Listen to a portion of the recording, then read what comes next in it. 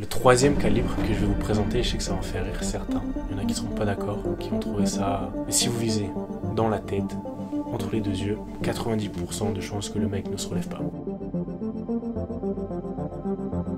Salut la résistance, j'espère que vous allez bien. Dans cette vidéo, on va parler des 3 calibres à détenir en cas de défense personnelle. Qui dit défense personnelle dit légitime défense. Donc là, on va mettre un petit disclaimer dans la zone qui va vous expliquer c'est quoi la légitime défense.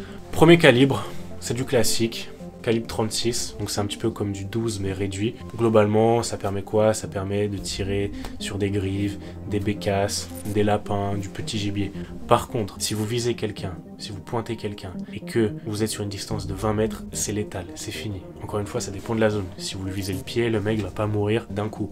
Mais si vous visez dans la tête, entre les deux yeux, 90% de chances que le mec ne se relève pas. L'impact est quand même très conséquent, le souffle est très réduit, ça veut dire qu'on n'aura pas beaucoup de recul avec ce calibre-là. Par contre, la détonation est très puissante. Ça peut faire largement baisser des têtes et ça dissuadera beaucoup des potentiels assaillants. Donc, pour moi, calibre 36, relativement peu cher et derrière ça fait le taf. Le deuxième calibre que je vais vous présenter, c'est le calibre 12, mais attention, on va pas parler de chevrotine pour le coup, on va parler de gomme-cogne.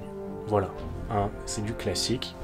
Ok, on va avoir plusieurs types. On va avoir d'un seul bloc, comme ça, comme vous pouvez voir, et on va avoir également de cette manière-là.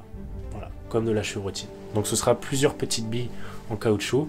Bam, ça va projeter plusieurs billes. Donc là, pour le coup, c'est plus dangereux parce qu'on ne contrôle pas la trajectoire des billes. Donc ça peut arriver qu'on prenne une là où il faut pas, que ce soit les yeux ou quoi. Donc derrière, ça peut être potentiellement contre vous d'utiliser ce genre de gomme-cogne. Le troisième calibre que je vais vous présenter, je sais que ça va en faire rire certains. Il y en a qui ne seront pas d'accord, qui vont trouver ça dépassé ou que ça vaut plus le coup. C'est un calibre qui est de loin très sous-coté, mais qui selon moi est le plus pertinent dans tous les aspects, que ce soit rapport qualité-prix, efficacité, bruit, traçabilité, etc. C'est la 22 long rifle.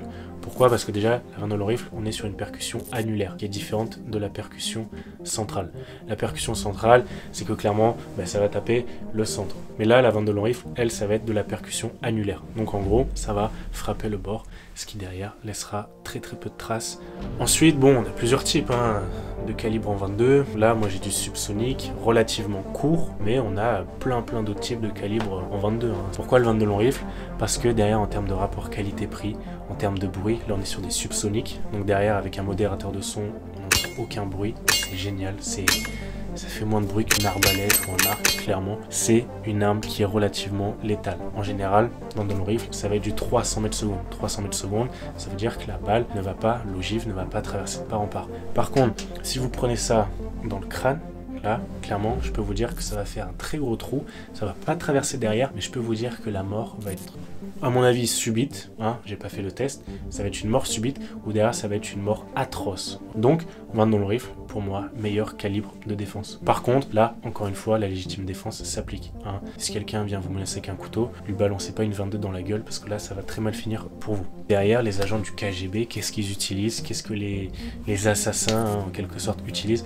C'est du 22 long rifle. Donc, ce sera un petit peu différent, on sera sur des armes de poing, mais 5-6 bastos dans le crâne, aucun bruit, pas traçable. Derrière, c'est facile à transporter, on peut s'entraîner dans son jardin, très facile d'accès, il suffit d'avoir le catégorie C, et c'est un calibre relativement fiable. J'arrive à engager des cibles à 100 mètres avec ça, ok, et faire des groupements qui tiennent là-dedans. Peut-être qu'à la caméra, vous n'arriverez pas à vous représenter, à faire des groupements de 6 cm de diamètre à 100 mètres avec de la 22 long rifle. Pour la plupart des gens, ça vous parlera pas trop, mais c'est une arme qui est extrêmement efficace quand on est un bon tireur. 100 mètres, 22 long rifle, c'est possible. Encore une fois, si quelqu'un a du 7,62 ou quelque chose de plus lourd en face, peut-être que ce sera pas très pertinent. Mais une petite arme de poing, 22 long rifle, équipé d'un modérateur de son, ça fait largement l'affaire. Et derrière, c'est un calibre qui est très accessible. Voilà la résistance, j'espère que vous avez apprécié cette vidéo. Si ça vous a plu, n'hésitez pas à me le dire en commentaire et à lâcher un like.